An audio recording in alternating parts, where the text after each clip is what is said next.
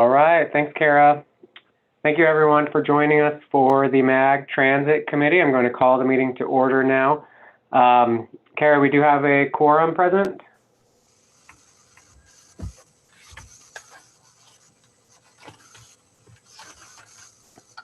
All right, good stuff. Okay, Kara, will you go ahead and take the roll call? Yes, thank you, Chair Crampton.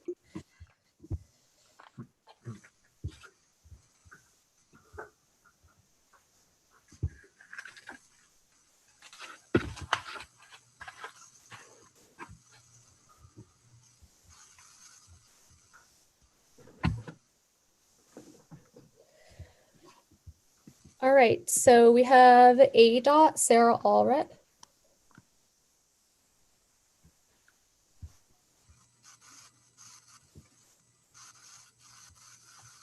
All right, Avondale, Stephanie Small. Present. Buckeye, Mr. Banda.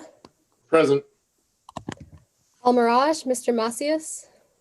Present. Florence, Mr. Bitter. I don't hear you. Gila River, Miss Coomer.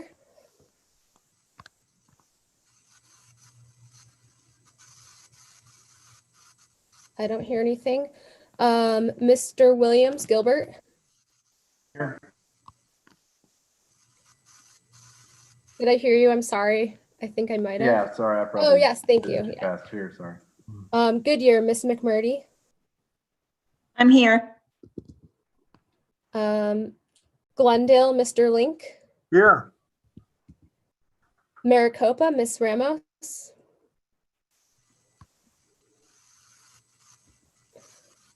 McDot, Mr. Kempton. Yes, I'm here. Thank you.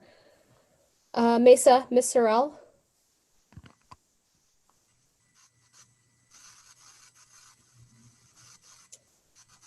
Paradise Valley, Mr. Knapp. Peoria, Miss Kobath.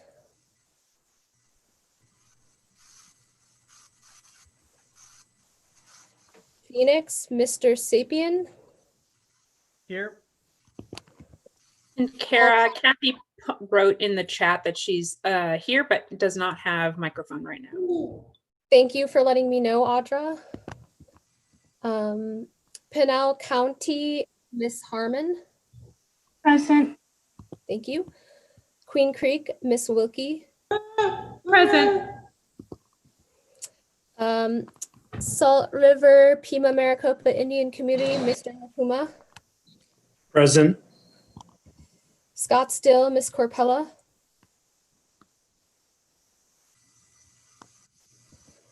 Surprise, Miss Taylor. Present. Thank you. Tempe, Mr. Iverson. I'm here. Thank you. Tolleson, Mr. Elias. Present.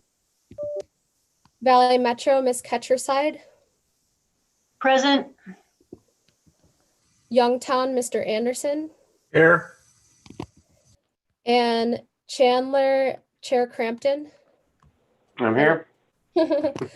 Last call for Miss Allred, Mr. Bitter, Miss Coomer, Miss Ramos, Miss Sorrell, Mr. Knapp, and Miss Corpella. I didn't hear any of you, so if you're here, Sarah Allred from ADA is here. thank you. Hi, Dawn Coomer from Gila River is also here. Thank you, Dawn. Ratna Korpala from City of Scottsdale is here. Thank you. And I think Jody Sorrell is also on the line, Kara. Thank you, Miss Custer Thomas.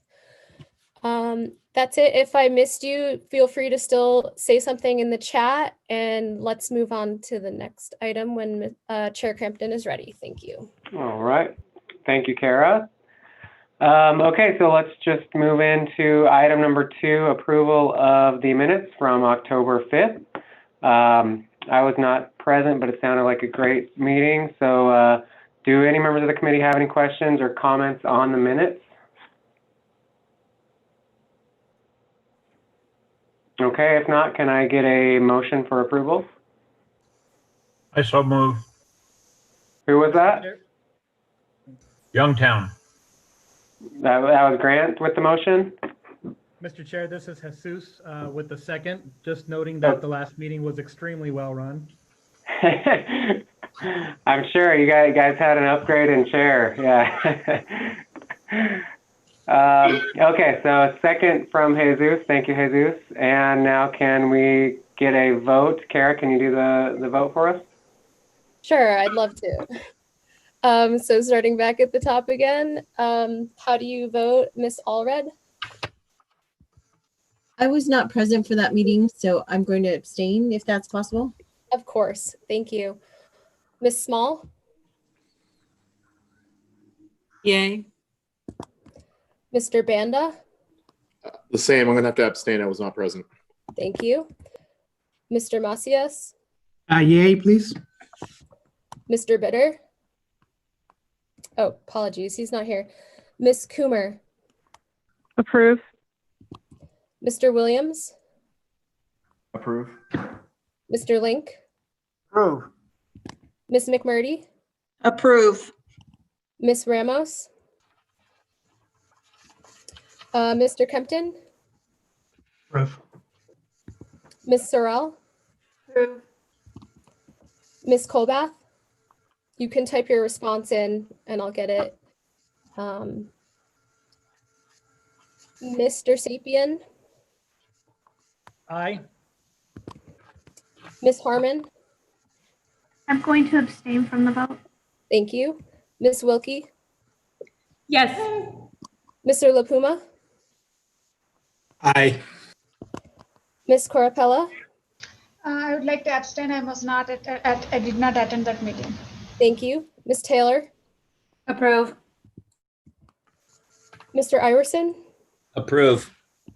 Mr. Elias? Aye. Miss Ketcherside? Approve. Mr. Anderson? Aye. And Chair Crampton? I'll go ahead and abstain as well since I was not present. Thank you very much. Okay, thank you. And despite the well-run meeting, there was a lot of abstaining there on the vote. So, Mr. Sapien, I'm not sure how well it could have been run, actually. Okay, let's move on to item number 3, call to the audience. Members of the public were asked to submit written comments related to this meeting through the MAG website. Comments may be sent at any time leading up to the meeting, but must be received at least 1 hour prior to the posted start time for the meeting. So, Kara, I believe we received one comment. That's correct. We received one comment and I will read it right now. So this comment comes from a Mr. Walt Gray and he writes, quote, BRT concept is faulty. It is based on residential suburbs to downtown Phoenix corridors. This has been used for 40 years and just leads to continual congestion, delays, and lost family time. We need jobs where affordable housing exists and affordable housing where jobs exist. Our present model is structured to continue socioeconomic segregation. City of Phoenix is doing the same thing. BRT should be redesigned to be a truly regional system linking cities and towns at diverse points rather than unlimited corridors leading to downtown Phoenix. The original BRT plan for Phoenix was closer to achieving this concept, but the main emphasis should be placed on more comprehensive planning for major current community components, housing, transportation, jobs, homelessness, event centers, and parks. We need balanced development. We are very off balance at present. The result is very high infrastructure costs and continued imbalance, which will always result in unplanned problems.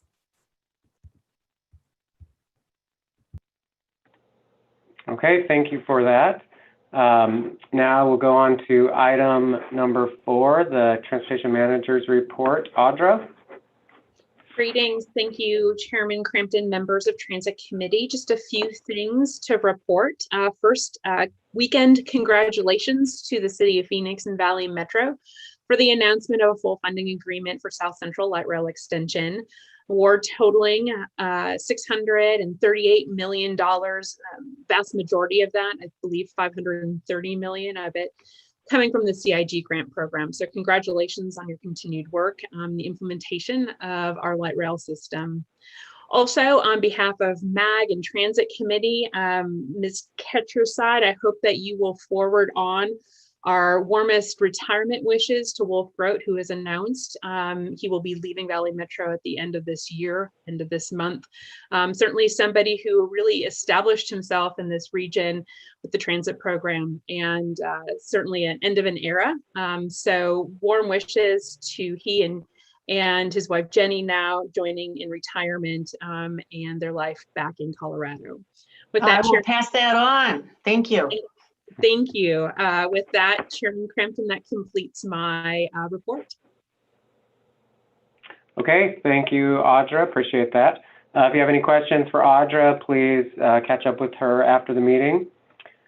And on to item number 5, the Transit Asset Management Regional Targets. We have, let's see, Ted Brown to present this item from MAG staff. Thank you very much. Let me get the presentation up here.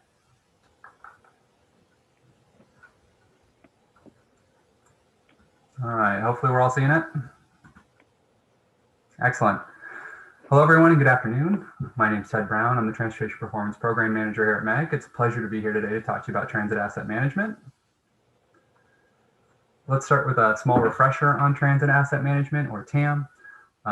MAP 21 came along and really changed the performance landscape in a number of ways, including new asset management requirements.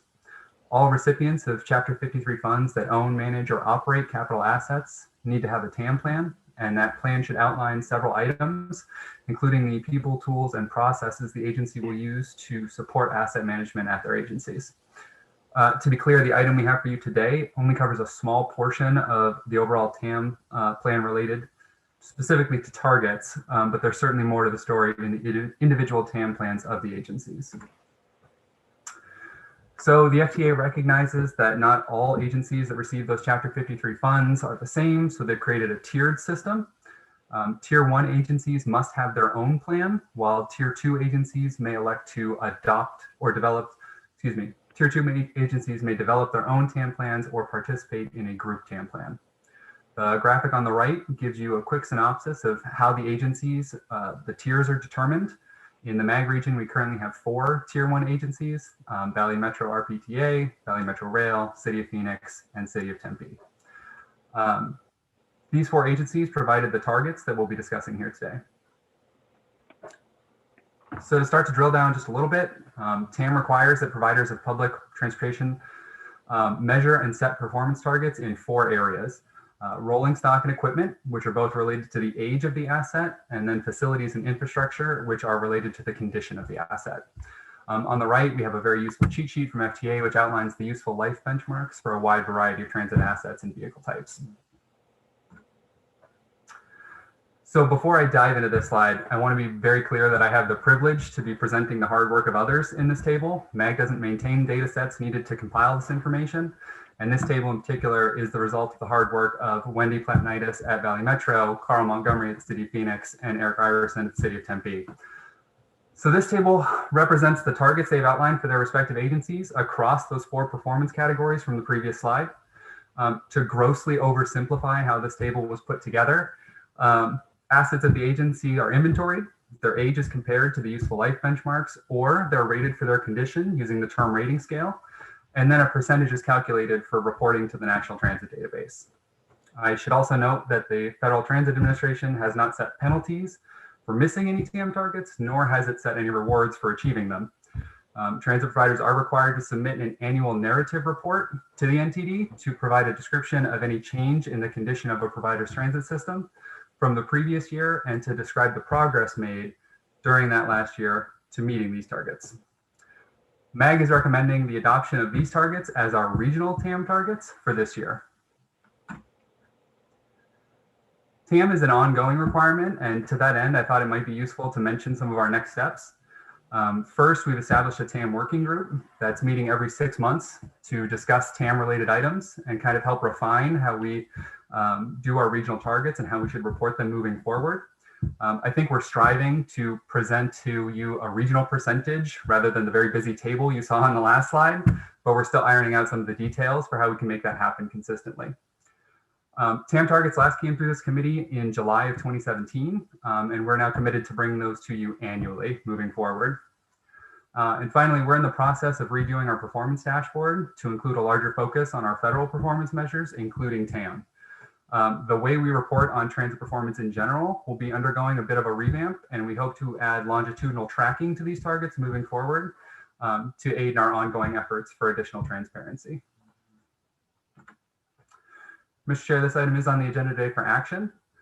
MAG recommends adopting these targets set by our Tier 1 agencies as our regional TAM performance targets for this year. That completes my presentation, and I'm available for any questions. Okay, thank you, Mr. Brown. Any questions on the presentation or the Transit Asset Management report? Mr. Chair, this is Christine from Goodyear. Go ahead, Christine. Thanks for the presentation, Ted. I'm curious, I've already had the pleasure of working with Carl Montgomery in Phoenix to prepare and submit my first ever transit asset management plan. How are you going to be coordinating efforts between Phoenix Valley Metro? I'm just trying to understand the messaging and the, you know, when we should be knowing about upcoming plans and updates, things that need to be submitted. So could you kind of help me understand the compass of how this is going to work? Sure. So that Transit Asset Management Working Group I mentioned does include representatives from both Phoenix, Tempe, and Valley Metro. In terms of the subrecipients or designated recipients of this Chapter 53 funding, Carl at City of Phoenix, as you know, is coordinating the response between those agencies, and he'll be the one to let you know when things are coming down the line. As far as the regional element goes, we'll be meeting once every 6 months and then just bringing these through. Okay, great. Thank you. Thank you. Any further questions? Mr. Chair, this is Carol Ketcherside. If there's no more discussion, I would move approval. Okay, we have a motion from Ms. Ketcherside. Can I get a second? Mr. Chair, this is Jesus. I second. Okay, and a second.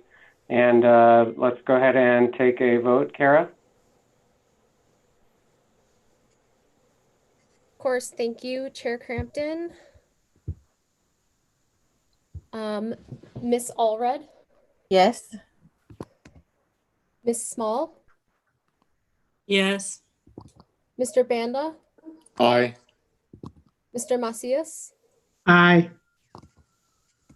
Miss Coomer? Approve. Mr. Williams?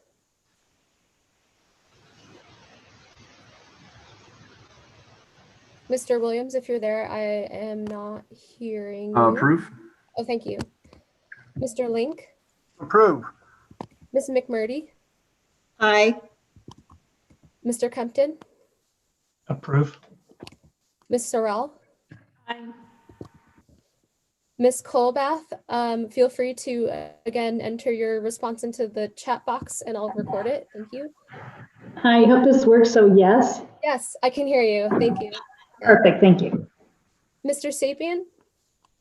Aye. Ms. Harmon? Approve. Ms. Wilkie? Aye. Mr. LaPuma? Approve. Ms. Corapella? Approve. Ms. Taylor? Approve. Mr. Iverson? Approve. Mr. Elias? Aye.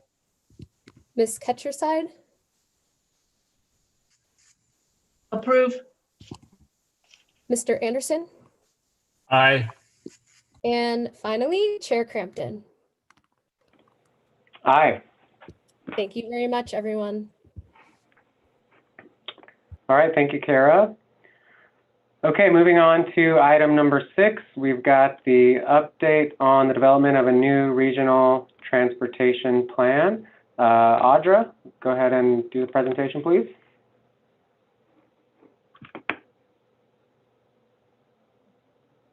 Thank you, Chairman Crampton, members of Transit Committee. The chair asked if I would give the latest on the development of the regional transportation plan to you today. And so I will present really the material that's come through our policy committees in the last month or so.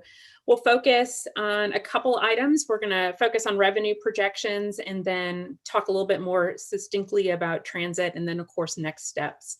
So in terms of revenue projections, you're stuck with me and not John Bolin today, but we have been able to refine our detailed revenue projections. And so I'll walk through that with you, giving the historical context of our revenue portfolio, but then specifically presenting projections on the sales tax, highway user revenue fund, and federal funding that flows into the region.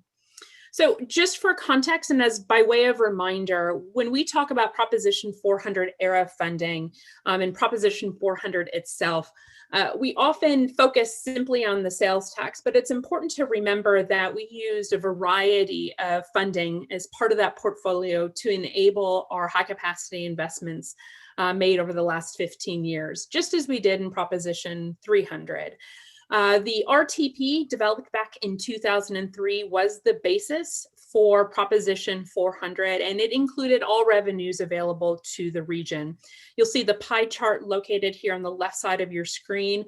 This was the 2003 revenue portfolio.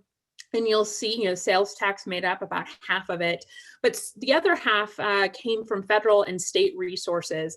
Also, in addition to federal, state, and sales tax revenues, as you know, in transit, we rely heavily on local funding to enable our transit operations.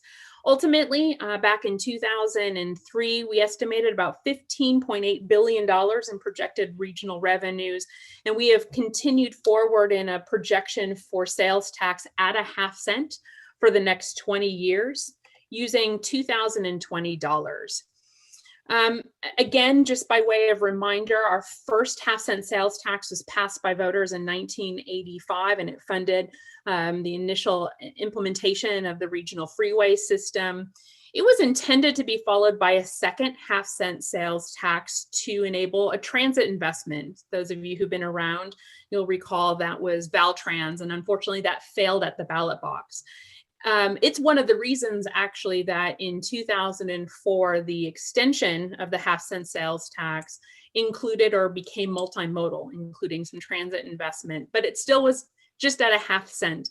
And as I presented at our last meeting, you have now seen when compared to other regions across the country, especially when it comes to transit, we are being outpaced dramatically in terms of a regional transit investment. All the revenues I'm going to be projecting here today for you are in 2020 dollars, and at least for the half-cent sales tax, just to by way of context, we're projecting about a 2.3% growth rate over 20 years.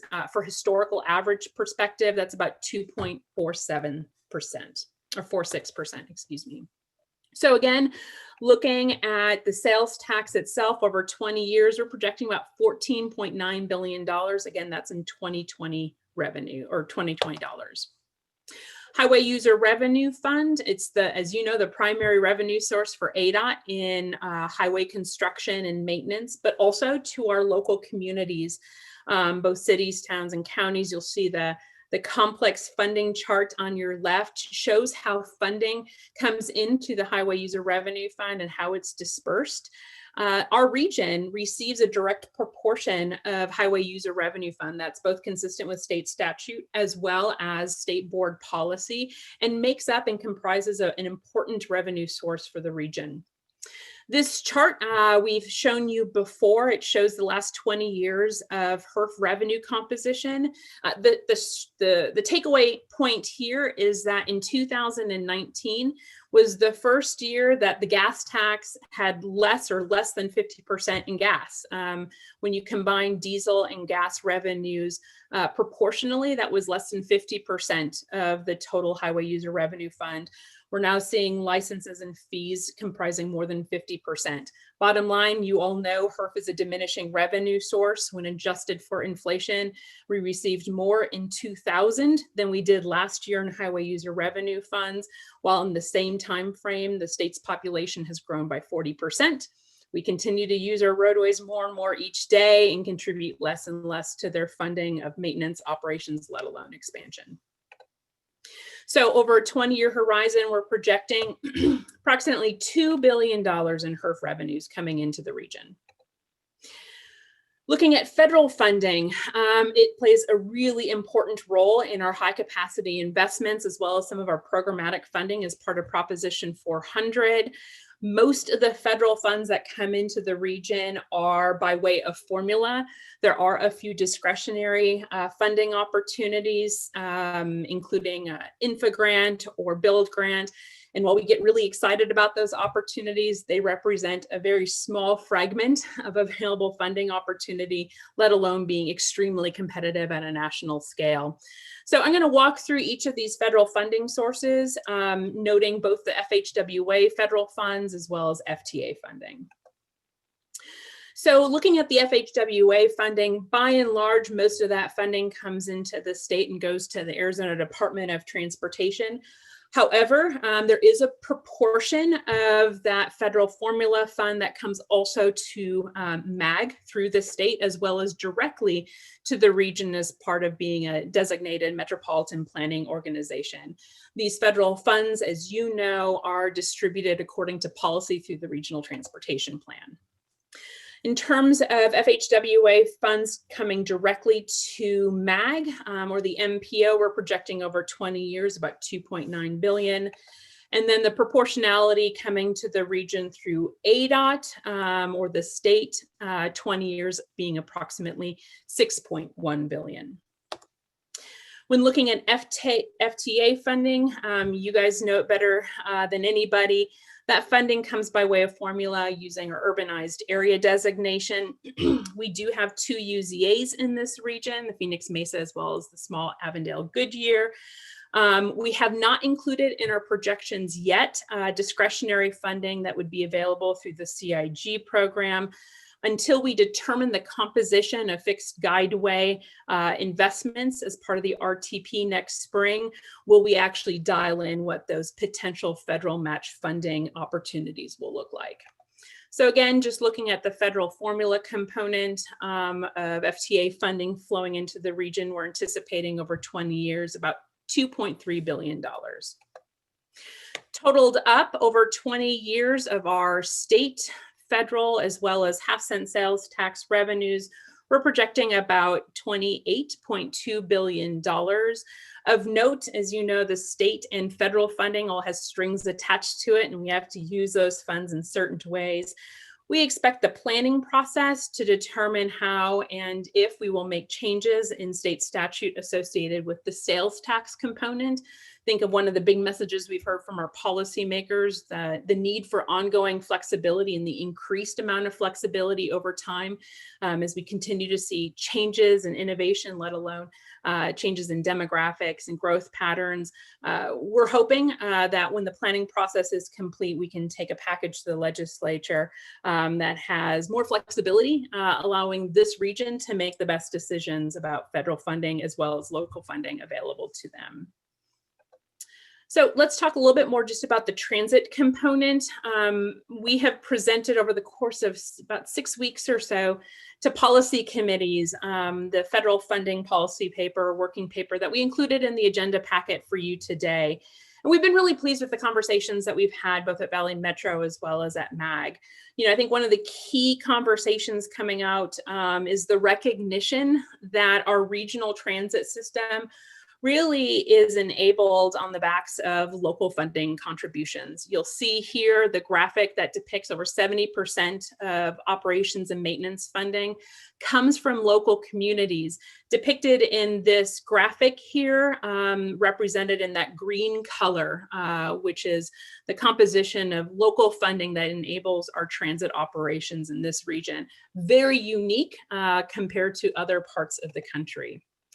Depicted here in a map, you'll see the regionally funded routes in purple, those routes that have a mix of local and regional funding depicted in blue, but by and large, the vast majority of the routes that we have in this region enabled wholly by local funding.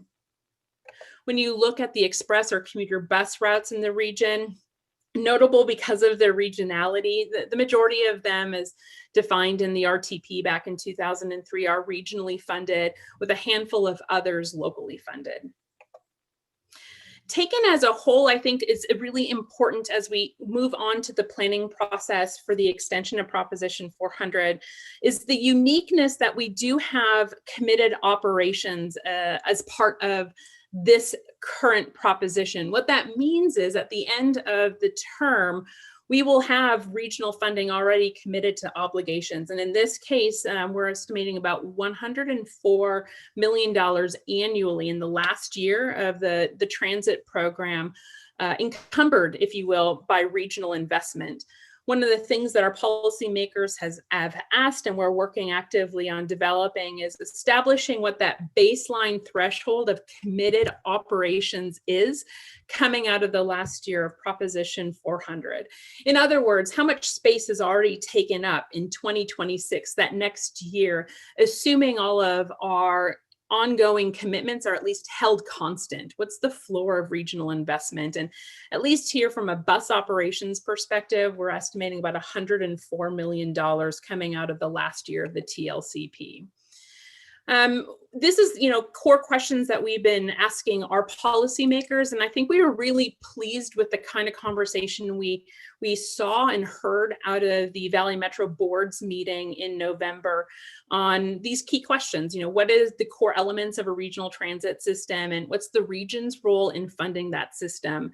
I think, especially knowing that unless we increase the amount of funding available at the sales tax, or we change the distribution of funding by mode, we will only be able to enrich, let alone maintain, our current system if funded locally. And I think given the projects that you submitted as part of the RTP call for projects, there's an expectation that we increase and improve the transit system in this region, not just maintain what we have. And I think that really translates, as we've discussed before, some critical and difficult trade-off conversations for our policymakers. We've been pleased with the conversations we've had thus far, recognizing the opportunities to do better in a performance-based model, and really struggling to answer some tough questions about the reach and spread of a transit system versus the quality of a system, those sometimes being two mutually exclusive conclusions or philosophies for implementing transit. In order to help our policymakers answer some of these questions, we're spending our winter doing a lot of technical work and using the downtime, if you will, around the holidays to advance a significant amount of technical analysis. First and foremost, as I already noted, we're going to be facilitating kind of a baseline operations and maintenance obligations. In other words, how much space is already taken up in the year 2026, not just with committed regional bus funding or bus operations funding, but the operations funding we also have in the highway program and litter and landscape. So we know exactly how much is already committed coming out of Proposition 400. We're working with our partners at Valley Metro as well as ADOT to get really detailed project and program cost estimates, not just for what was turned in as part of the RTP call for projects, but of course from a programmatic perspective as well. I think our policymakers have very much been interested in what the real costs are. We've done some sketch estimates to already demonstrate we're tens of billions of dollars between available revenues and needed transportation investments. But I think we want to be sure we give very refined cost estimates, especially as we move into the project evaluation stage. Again, lessons learned from Proposition 400 is it's devastating when you underestimate costs and overestimate revenues and then have a great recession come in the middle of it. We've had some tough times in rebalancing our programs over the course of the last 10 years or so, and I think moving into the extension, we've spent a lot of time making sure we have refined revenue estimates and projections, as I presented to you today already. But we're going to make sure that we have very refined project cost estimates as well, recognizing how germane they are to key policy conversations moving forward. As part of our roadway analysis for our arterial program and freeway program, we have hundreds of high capacity corridor and capital investment projects identified in the catalog. And as part of step 2, we need to reduce that number to just the highest priority, highest need, highest performing projects to move into scenario planning. So this winter, we'll be applying the weights, criteria weights that were codified as part of regional council action last week. We'll be applying that to our scoring rubric so we can identify and sort out the highest performing to move into scenario planning. And then, of course, with scenario planning, a heavy lift is in our modeling. We will be using our new activity-based model, which we're excited about, but we have a lot of work to do this winter in order to enable its use for conformity purposes next year as well. And then finally, after the first of the year, we'll be doing a little polling. We have anticipated going to the ballot in November of 2022. I think we are very cognizant that we are in the middle of a pandemic, and the economic security of our constituents, as well as their perspectives on the future, are really important to making sure that that November 2022 date makes sense, but also the opportunity to get more information on what our constituent priorities are. I think our policymakers are very keen in understanding where high efficacy voters are in terms of answering some of those questions. So we'll be doing that work after the first of the year as well. So we have a tremendous amount of analysis underway and are anxious to be able to present a lot of these key fundamental aspects and analysis to our policymakers. We'll be moving fast come next year. The first 6 months will go very quickly. Our anticipation is to have a draft plan by summer in order to meet our air quality conformity process into the fall and winter. So after the first of the year, things will be moving quite quickly, decisions being made with our managers and our policymakers thereafter. So Chair Crampton, I believe that concludes my presentation today. Happy to answer any questions. All right, thank you so much, Audra. And yes, I did request this be added to the agenda. I think it's important that the Transit Committee stay engaged with the process. So I really appreciate you taking the time to present here today. And I really appreciate all the hard work that MAG staff has done. I know you've given similar presentations probably hundreds of times by now. You've been very busy, and it sounds like you have a very busy holiday season coming up. So appreciate all the hard work. With that, do we have any questions from committee members or comments? Mr. Chair, this is Christine. Yes. Audra, thanks a lot. I've made an effort to follow some of the meetings on YouTube just so I can see what's being presented. And I guess what our most excellent chair has just said about requesting this presentation, I guess I'm still a little concerned, or well, not concerned, but I'm just wondering, it still feels like we're on the back end of some of this information instead of being ahead of it, which makes it, and I'll only speak for, being one of the smaller agencies, I like to be able to be prepared for any questions that come from my manager or from staff.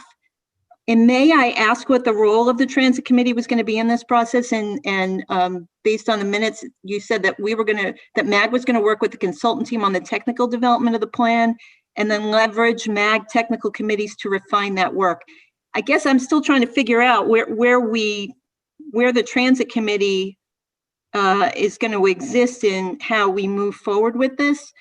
And then if you could also kind of give me an idea what the whole momentum public relations piece of this is supposed to do. I've followed it on Twitter, and I see lots of motivational, very positive messages about transportation, but I'm not really sure what kind of feedback either you've been receiving or that's supposed to gather. So if you could just kind of fill me in on those, I'd really appreciate it. Certainly. Chairman Crampton, Ms. McMurdy, members of Transit Committee. In terms of the Regional Transportation Plan development, that's squarely the responsibility of Transportation Policy Committee. The development of policy in particular does not happen at the modal committee level at MAG. Implementation, technical recommendation and review certainly does, but in the development of the Regional Transportation Plan and the extension of Proposition 400, those conversations solely exist at the policy level. And that's why Transit Committee or other modal committees will get the information after it's presented to the policymakers. So that's by design and intent, and that's the process that occurs at MAG. We have been really thrilled, especially with the transit component of this conversation, that we have been able to engage Valley Metro's policy process as well, presenting not only at RTAG, but also to the management committees and then ultimately to the boards of directors. And we're really thrilled in November with the conversation that occurred with the Valley Metro boards there. But we still have some unanswered questions. I think our role now is to present back some alternatives for evaluation, especially when it comes to the transit bus operations questions at hand, and evaluating or implementing perhaps a performance-based approach, at least part of potentially moving that forward. We'll be doing that after the first of the year as well. That's part of our technical evaluation, building some modeling from a transit funding perspective to provide that feedback to our policymakers. As far as momentum and the public engagement component, our work over the course of the last couple of months since we've gone live with the website and initiated our social media campaign is simply to broaden our reach and engagement association with the brand itself. We have asked some, high-level questions about the goals and how folks might see those implemented, their priorities associated with them. We've received hundreds of comments. We've been actually pleased with the engagement we've received from the public. But we haven't actually targeted our public engagement effort yet because we don't have those key questions that our policymakers want answered. And so come after the first of the year, our policymakers will be faced with some of these key trade-off questions. We'll be asking them the kinds of feedback they want from the public and really engaging then, not only using our website, but the social media following to plug constituents in and get their feedback on some of the key questions that specifically our policymakers would like to receive feedback on. So we're going to be pulling together kind of a 2020 feedback report, presenting that to our management committee work group at their first meeting in February. But at that point, we'll be really looking to policymakers on the kinds of questions they want feedback from and assurances, if you will, from their constituents to help them with their decision-making process. Okay, thanks, Audra. Absolutely. Hey, Audra, this is. Thank you. Go ahead. Thanks, Jason. This is Eric in Tempe. Thanks to MAG. Thank you, Audra, for all the good work and this good presentation. I'm really looking forward to some of the technical work focus items like the performance-based analysis. And I'm just wondering, from your perspective, if you're hearing that this issue of, basically the kind of the funding package we're looking at now is just keeps going what we have today. It kind of keeps the status quo, doesn't give us a lot of room for growth in our region. I'm wondering if that's resonating or getting traction with elected officials, and what your perspective is on that. Chairman Crampton, Mr. Iverson, I would say slowly and surely. I mean, I never hesitate the opportunity to remind our policymakers status quo, staying at a half cent, keeping the modal percentages in place, at least for the transit perspective, likely means a reduction of service over time, let alone keeping up or expanding. And so I think we're starting to see that sink in a little bit more. It's hard to understand. We don't really necessarily always think in terms of a life cycle cost of implementation, especially when it comes to long range planning. So I recognize it's sometimes harder to grasp, but I think we feel really strongly about that message and why we continue to repeat it. And I know I perhaps bore some of you who follow my presentations. I say some of the same things over and over again. I think it's starting to sink in. I don't know, however, if it has fully resonated. I mean, I do think the conversation, particularly at the Valley Metro Boards of Directors meeting, was a recognition that, you know, all things held constant, the burden of expanding or enriching the regional transit network is going to fall on local communities. And I think perhaps that's become more apparent or astute given the tough conversations that are occurring in your own councils, recognizing that in the near term, the funding portfolio available to keep operations going is starting to shrink or put pressure on your own budgets. And so I think we're going to continue to beat that drum over and over again. And I think we're starting to see more and more awareness, but I don't know if it's fully sunk in that a half cent it is going to still mean really, really tough choices. You know, it means not being able to implement all of the existing Proposition 400. So we attempt to say those kinds of things over and over again in hopes that it'll to turn light bulbs on as much as possible. Okay, thank you. Yeah, that's where we're at in Tempe too. So we'll keep saying that same story, and I appreciate all the good work. Thank you. All right, great question, great points. Any other questions or comments? Mr. Chair, this is Christine again. I'm sorry, I just thought of one other thing, Audra. Were you able to find any other examples of performance-based agencies in the US besides the LA model that was illustrated in the memorandum? Chairman Crampton, members of Transit Committee. Christine, actually there's several. Almost all other regions do a performance-based bus operations or operating assistance model. So there's many to choose from.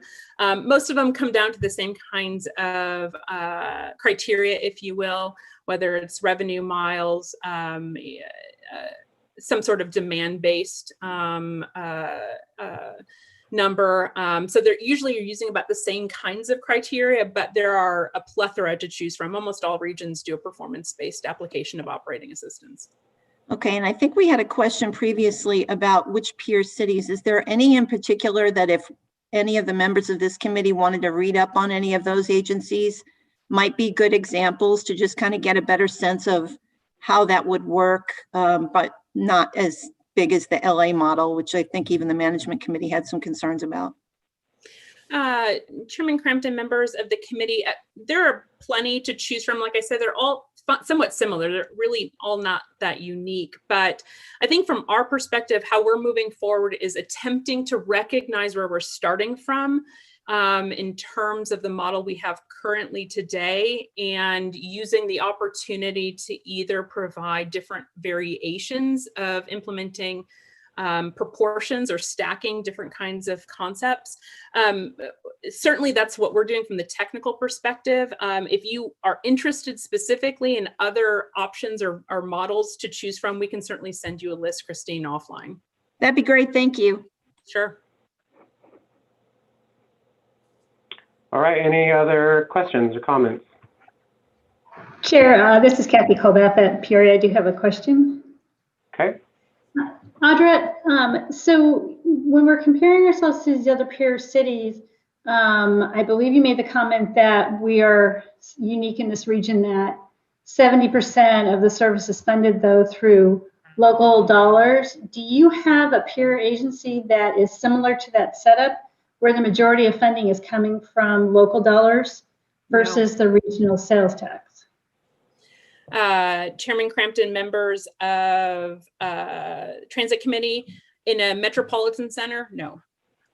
We are, when I mean we're unique, we are very unique. And furthermore, not only are we unique in local funding, the difference is it doesn't even tie back to the transit properties. So operators of transit, it goes in our region down to the individual jurisdiction who then contracts with a transit agency. So we are very unique for a metropolitan region and how we implement our regional system.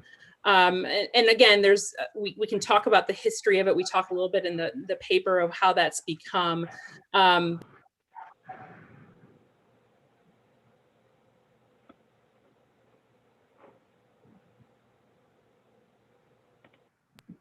Oh, I'm on mute?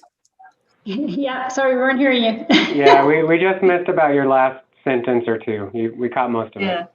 You must Oh, have bumped the button or something. I was playing with my... It was me, I'm sorry. Oh. I accidentally tapped it. So I don't know where I got cut off, but I will say that in terms of metropolitan regions, no, there is no comparison. Most in terms of carving up support for regional bus operating assistance occurs at the operator level, not at the individual jurisdiction, which makes us even more unique. And I would say the only comparative models that I could point to where it comes down so much to the local jurisdiction are large, very rural systems. So taking that further then, so it's great that we compare to these peer regions, but at some point there's got to be some reconciliation between the local dollars and the regional dollars, and also this performance-based effort. And I'm not sure, I don't have any idea how that's going to get reconciled, but somewhere along the way it's going to have to in order for us to continue to fund a regional system. So just putting that out there. No doubt. And in fact, that's some of the work that we have this winter, Chairman Crampton, Ms. Kobath, ahead of us. So we're taking the feedback that we've already gotten from our policymakers and are building a model to help answer some of those questions. I think one that's come up is there a floor or is there a required local match for transit? Unlike implementation, say, of our arterial life cycle program or our ALCP, there is not a required local match in terms of transit. And so there is a variety of funding, as again, that slide showed, that local communities contribute to our regional transit system. So no doubt about it, we're going to have a lot of work ahead of us to answer some of these tough questions on the region's ongoing support for bus operations, and intend to be able to model some of that and give those options to our policymakers next year. Thank you. Thanks, Kathy. Any other questions? Okay, well, Audra, I just want to say thanks again. I'm certainly excited to see the scenarios as they develop. And I'm grateful that we've kind of left some of the different modes as options moving into the scenario development. I know it's going to be difficult, as everyone's mentioned, to expand transit with the current funding status, but I think it's critical that we continue to keep options open, especially some of the new technologically innovative options that maybe we can leverage technology to become even more efficient as we move forward. So I appreciate that, and it'll be interesting to see how things work out with the scenario. So thanks again for your time and all the hard work. Certainly. Thank you, Chair, members of Transit Committee.